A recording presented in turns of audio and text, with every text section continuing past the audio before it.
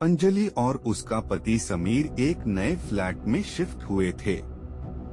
जगह शांत थी, पड़ोसी कम थे और बिल्डिंग थोड़ी पुरानी, लेकिन किराया सस्ता था, इसलिए उन्होंने सोचकर रहने का फैसला किया।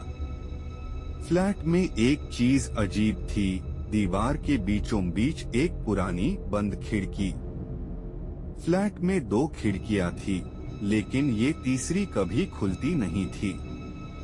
उस पर जंग लगा था और कांच इतना गंदा कि अंदर कुछ दिखाई भी नहीं देता। शुरुआत में दोनों ने ध्यान नहीं दिया, पर पहले हफ्ते से ही रात में खड़खड़ाहट शुरू हो गई। ऐसा लगता जैसे कोई उस खिड़की को अंदर से खटखटा रहा हो। रात के 1 बजे अंजलि की नींद खुली। कमरे में हल्की आवाज गूंज रही थी, टुक टुक टुक। वो डर गई। समीर को उठाया। समीर ने कहा, पुरानी बिल्डिंग है, लकड़ी बैठती है। दोनों फिर सो गए, पर आवाज रुक नहीं रही थी।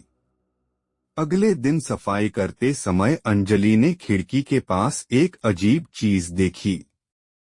कांच के एक कोने पर उंगलियों के निशान, जैसे किसी ने धुंधली परत पर उंगली से नमस्ते लिखा हो। लेकिन घर में धूल इतनी नहीं थी और ये निशान अंदर की तरफ थे। अंजलि ने डरकर कांच पोंछ दिया, पर जैसे ही वो पीछे हटी, कांच पर धीरे धीरे फिर एक शब्द उभर आया, देखो। दिन 3। समीर ने खिड़की खोलकर देखने की सोची। काफी जोर लगाने के बाद खिड़की थोड़ी सी खुली और अंदर से एक तेज बदबू आई, जैसे कुछ बहुत पुराने सड़े कपड़े हों। उन्होंने एक टॉर्च अंदर मारी। अंदर एक छोटा सा अंधेरा स्टोर रूम था। वो स्टोर रूम फ्लैट के मैप में नहीं था। और सबसे डरावनी बात, वहां एक पुराना लकड़ी का स्टूल पड़ा था और दीवार पर नाखून के निशान, जैसे कोई अंदर फंसा था और निकलने की कोशिश कर रहा था। समीर ने घबराकर खिड़की बंद कर दी। उस रात आवाज बदल गई। अब खिड़की पर सिर्फ खटखट नहीं, बल्कि धीमी फुसफुसाहट आने लगी, अंदर आओ, यहाँ कोई है, मुझे बाहर निकालो। अंजलि रोने लगी। समीर ने कहा, कल हम ये फ्लैट छोड़ देंगे। पर अगली सुबह तक वो रुकना एक भारी गलती साबित होने वाला था। रात के 3 बजे दोनों की नींद उचट गई।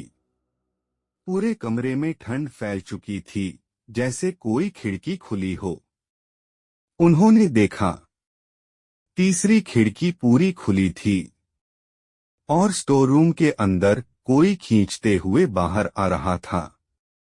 पहले हाथ दिखा, काला सूखा हुआ, फिर बाल, फिर एक झुका हुआ शरीर। वो चीज बाहर निकलकर जमीन पर घसीटती हुई खड़ी हुई। उसका चेहरा अंजलि के बिल्कुल पास था।